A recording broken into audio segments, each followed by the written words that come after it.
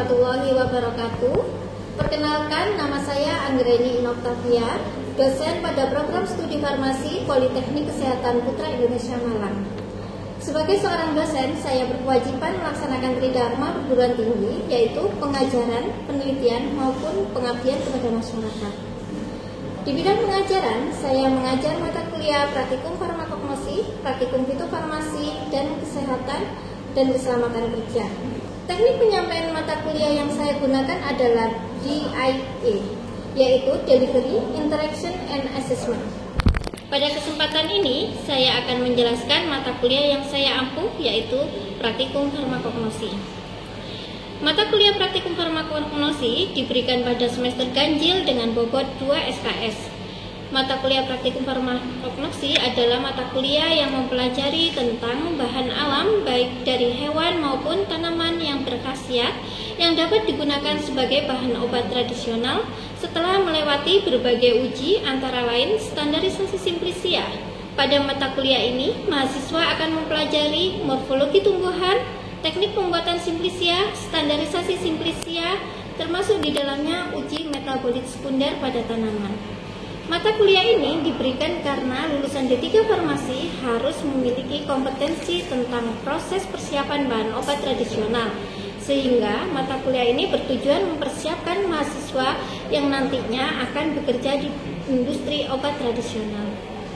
Adapun capaian pembelajaran mata kuliah farmakognosi adalah mampu mengidentifikasi dengan benar morfologi tumbuhan, mampu menganalisa fragmen penanda dari simplisia antara lain amilum, daun, batang, kulit, batang, simplisia, dan akar. Mampu menjelaskan khasiat tumbuhan dan memahami mikroskopis tumbuhan. Mampu menunjukkan dan mempraktikkan dengan benar konsep dan prinsip pembuatan simplisia yang baik dan benar, standarisasi simplisia, screening fitokimia.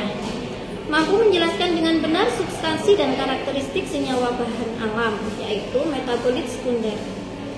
Mata kuliah ini akan memiliki beberapa topik pembahasan, yaitu morfologi tumbuhan, identifikasi fragmen simplisia, makroskopis dan khasiat tumbuhan, pembuatan simplisia, standarisasi simplisia, analisa kualitatif antara lain screening fitokimia, dan analisa kuantitatif kadar abu total, kadar abu tidak larut asam, susut pengeringan, kadar sari larut air, dan kadar sari larut etanol. Jumlah pertemuan pada praktikum farmakognosi ini adalah 16 kali yang dilakukan secara luring di laboratorium. Selanjutnya saya akan menjelaskan tentang teknik pembelajaran menggunakan metode DIA, Delivery, Interaction, and Assessment. 1. Delivery, bagaimana saya menyampaikan materi kepada mahasiswa dengan baik. Ada 3 metode yang saya lakukan. Yang pertama adalah ceramah atau penyampaian materi, di mana materi yang saya sampaikan secara verbal dan mahasiswa akan mencatat apa yang saya sampaikan. Kemudian saya akan menyampaikan materi dalam bentuk slide presentasi.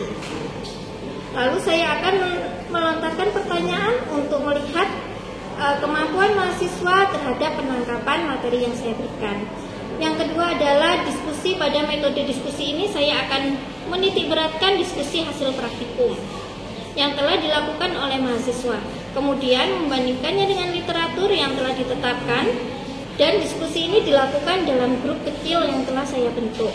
Kemudian problem based learning meminta mahasiswa untuk bekerja secara kelompok, menganalisa sampel yang saya berikan dalam praktikum, kemudian menganalisa hasilnya, kemudian menyimpulkan hasil praktikum dan mempresentasikannya. Dengan metode PBL ini, saya berharap dapat melatih kepekaan mahasiswa dan dapat bekerja sama, serta dapat menghubungkan dengan dunia nyata. Kemudian metode kedua adalah interaction, yaitu bagaimana saya berinteraksi dengan mahasiswa. Saya akan mendorong mahasiswa untuk bertanya atau memberikan jawaban. Tujuannya adalah untuk mengetahui bagaimana pemahaman mahasiswa terhadap materi yang telah saya berikan. Kemudian yang terakhir adalah assessment, yaitu menilai kemampuan mahasiswa dengan menggunakan bobot penilaian yang saya sampaikan di awal semester pada kontrak perkuliahan. Adapun indikator penilaian telah saya sampaikan pada kontrak perkuliahan antara lain post-test 20%, project atau tugas 20%, UTS 30%, UAS 30%. Nah, berikut mari kita saksikan micro teaching pembelajaran praktikum farmakognosi di laboratorium pada pertemuan ketiga. Assalamualaikum warahmatullahi wabarakatuh. Waalaikumsalam warahmatullahi wabarakatuh. Bagaimana kabarnya ini? Alhamdulillah. Alhamdulillah, sehat semua ya. Oke, kali ini kita bertemu lagi dalam praktikum farmakognosi ya. Sebelum kita mulai, kita berdoa dulu. Berdoa mulai.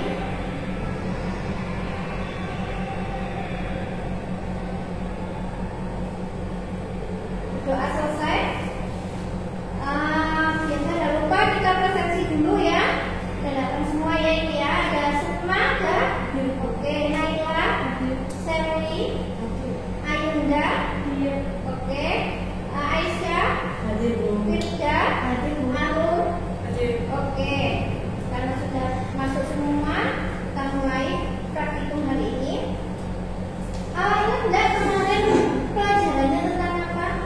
Mata kuliahnya kemarin farmakognosi membahas tentang apa aja? Sudah Tentang mengamati morfologi tanaman, pengamatan pada daun, batang, dan akar. oke, pengamatan morfologi tanaman ya kemarin ya. Nah, kenapa kita kok perlu mengamati morfologi? Masih ingat? Atau lupa? Siapa yang ingat? Ayo.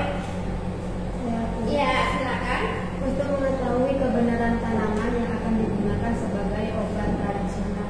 Iya, jadi kita itu perlu tahu kebenaran tanaman yang akan digunakan sebagai bahan obat tradisional ya.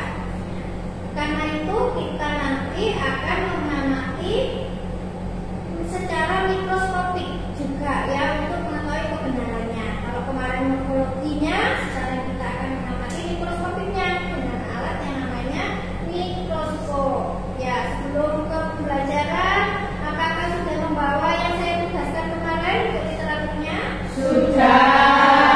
Oke, pinter sih. Nah, nih saya akan mengingatkan lagi sebenarnya apa itu farmakognosi ya. Nah, nih farmakognosi adalah pengetahuan tentang tanaman obat khususnya yaitu dari nabati, hewan, dan mineral. Ya, farmakognosi ini berasal dari dua kata Yunani yaitu farmako yang berarti obat dan gnosis yang berarti ilmu atau pengetahuan. Jadi farmakognosi ini merupakan cabang farmasi yang memiliki peran penting dalam dunia farmasi. Seperti itu. Nanti ya, tanaman obat yang digunakan ini biasanya dalam bentuk simplisia. Tahu kan simplisia? Simplisia apa? Nah, ini simplisia ya. Bahan alamiah yang digunakan sebagai obat, namun belum mengalami pengolahan apapun kecuali diberikan. Jadi kalau kalian ya ini yang anak malam nih biasanya nih kalau di pasar besar itu kan banyak yang jual tanaman obat yang diberikan. Nah itu biasanya di toko-toko jamu itu ya itu adalah simplisia ya. Nah simplisia ini ada tiga, asalnya itu ada tiga macam ya. Ada dari nabati. Nabati itu dari tumbuhan. Contohnya ya yang berasal dari daun, yang berasal dari kulit kayu, akar, biji, bunga, itu namanya simplisia nabati. Sedangkan kalau simplisia hewani itu bersumber dari hewan. Misalnya nih ada suinus gitu ya. Kemudian ada selane. Kalau ada selane ini lemak dari daun domba. Kalau ada suinus itu lemak dari babi. Ada juga sera alba. Kemudian ada melvetulatum itu dari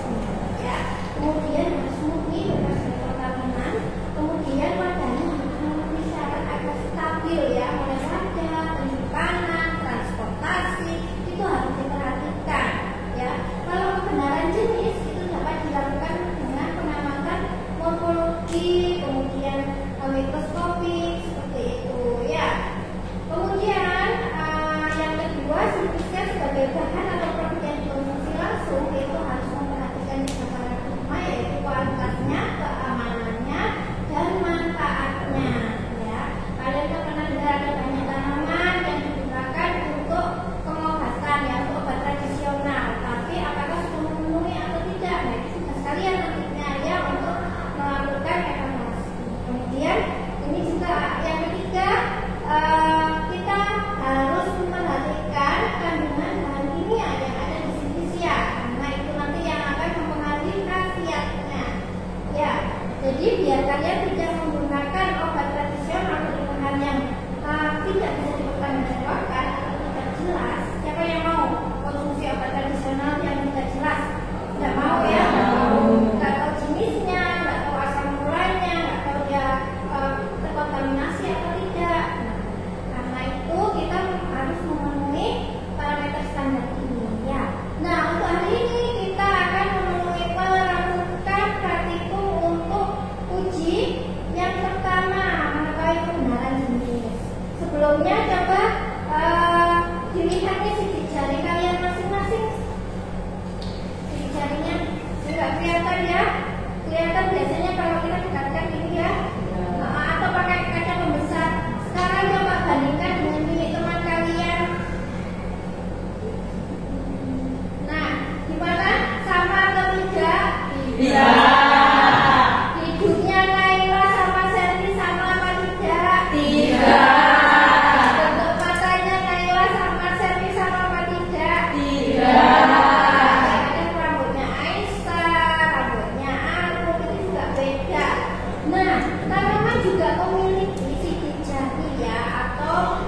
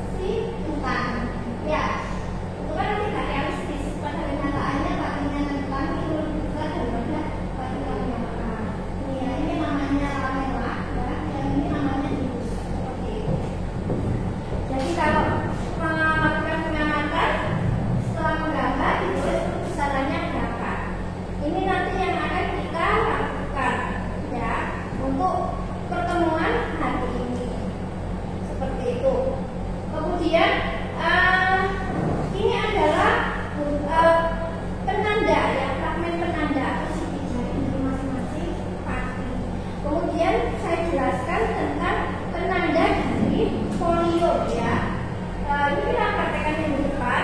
Namun saya sampaikan teorinya sekarang supaya minggu depan kalian bisa segera praktikum ya. Nah, untuk folio itu ada stomata, rambut penutup, epidermis, mesofil dengan kelenjar minyak. Rata-rata pada daun, rata-rata hampir semua daun itu memiliki stomata, memiliki rambut penutup, epidermis, mesofil dengan kelenjar minyak. Kita bahas dulu nanti bentuknya stomata seperti apa. Nih, bentuk stomata seperti ini ya. Ini adalah bentuk stomata. Yang membedakan apa? Nah, stomata itu di sini kan yang ada bentuk stomata seperti ini. Yang membedakan adalah bentuk kresek-kresek ini adalah sel tetangganya. Ini adalah sel tetangganya. Nah, masing-masing tanaman ternyata memiliki sel tetangga yang berbeda-beda. Itu yang akan membedakan antara stomata tumbuhan satu dengan tumbuhan yang lainnya. Seperti itu. Ini contohnya ya, kita amati daun dari Psidiifolium. Apa itu Psidiifolium? Daunnya apa? Daun biji. Ya, di sini ada tetangganya daun biji. Ya, di sini bentuknya seperti ini. Sedangkan kalau dari Camellia sinensis ini adalah daun lem, itu yang memiliki stomata yang seperti ini.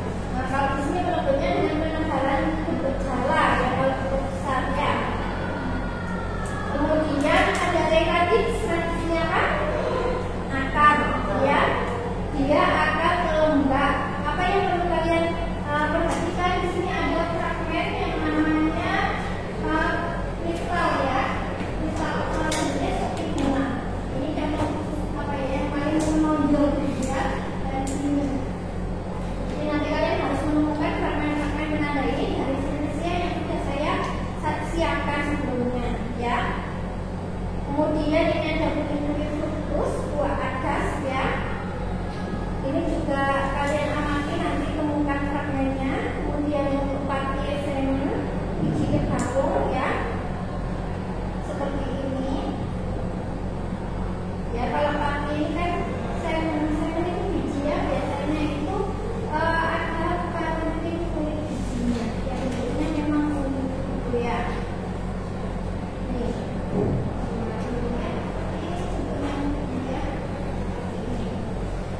Kemudian ini ada Caryophyllid floss ya. Floss itu apa? Bunga. Betul sekali, bunga ya. Floss itu bunga. Nanti kalian akan menemukan yang namanya rangkai sari, kepala sari gitu. Kalau yang ada warnanya itu dapat tinggal mikroskop, kalau yang ini mikroskop ya. Jadi nanti gambarnya mungkin nggak terlalu mirip kalau di mikroskop seperti ini ya, kalau di gambar seperti ini. Ya, nanti kalian coba gambar. Nah itu adalah fragmen penanda posisi jauhnya dari tanaman-tanaman kalian. Ya, ini nanti kalian saya tugaskan kan kemarin ya untuk mencari literaturnya di farmakogenetikal di bawah. Kemudian untuk pengamatan minggu berikutnya. Lalu bagaimana caranya? Cara untuk persiapan preparat ya. Nah, diambil secukupnya sampel simplisia, kemudian diletakkan di atas objek gelas. Kemudian kita tetesi. Kalau untuk tanaman simplisia ya, simplisia dari daun, batang, akar itu ditetesi dengan chloralgidrat. Sedangkan kalau untuk amilum dengan aquades ya.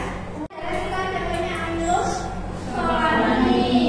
Dari amilum solani ini kita ambil sedikit ya, sedikit saja jangan banyak-banyak. Kemudian kita tetes, kita ambil sedikit di sini sampelnya ya. Kemudian kita tetesi dengan aquades ya. Kemudian kita aduk, lalu kita tutup ya dengan kaca penutup. Dipastikan kering ya. Ya.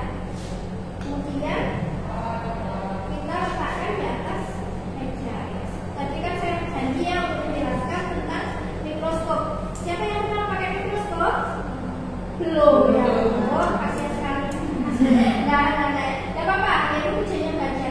Jadi ini namanya mikroskop ya. Kemudian di sini ada yang namanya kaca lensa okuler. Sedangkan di sini lensa objektif. Lensa okuler ini rata-rata pemesanannya 10 kali ya. Ini ada tulisannya. Sedangkan kalau lensa objektif itu ada yang 10, ada yang 40. Kemudian ini bisa diputar ya. Nah, pastikan ketika memutar jarak antara lensa objektif dengan kaca preparat tidak terlalu jauh, tidak terlalu dekat ya, supaya kacanya tidak pecah ya.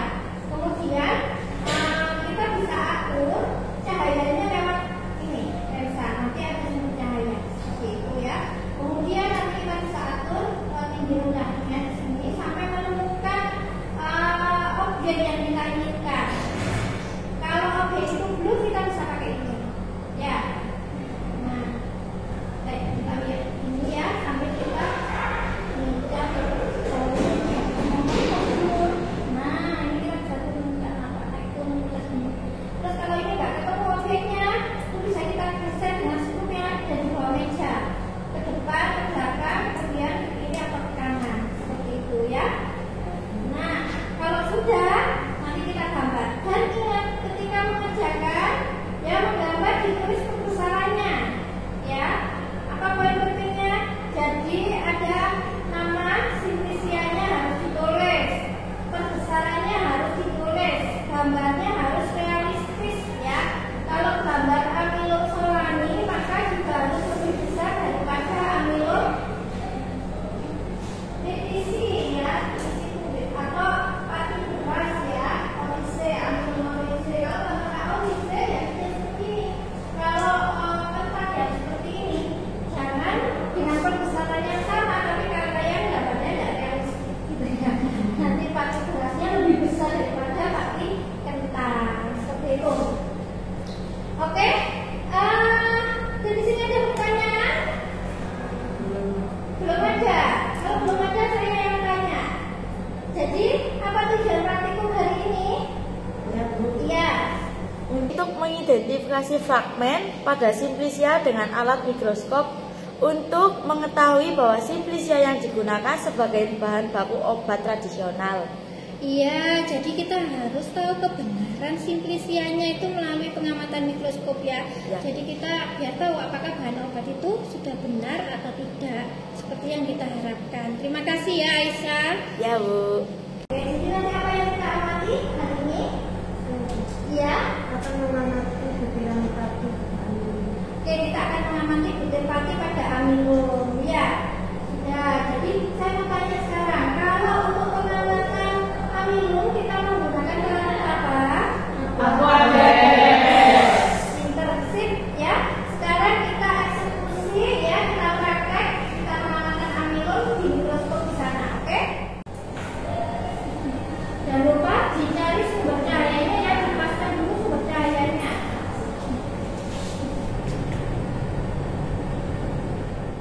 Pada waktunya hari ini teman-teman sudah mengamati dan nanti sudah juga kita seperti ini sudah dapat belum?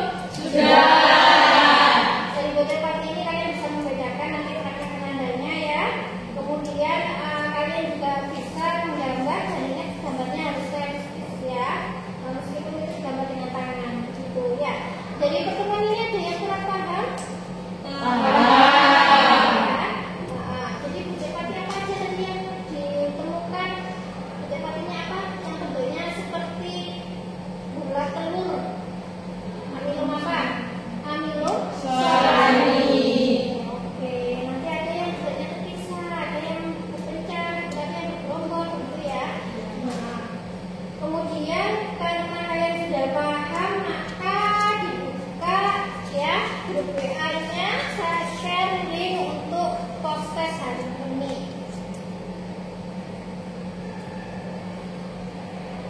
Gak banyak, soalnya cuma 5 aja ya. Nah, nanti kalian kerjakan waktunya 10 menit.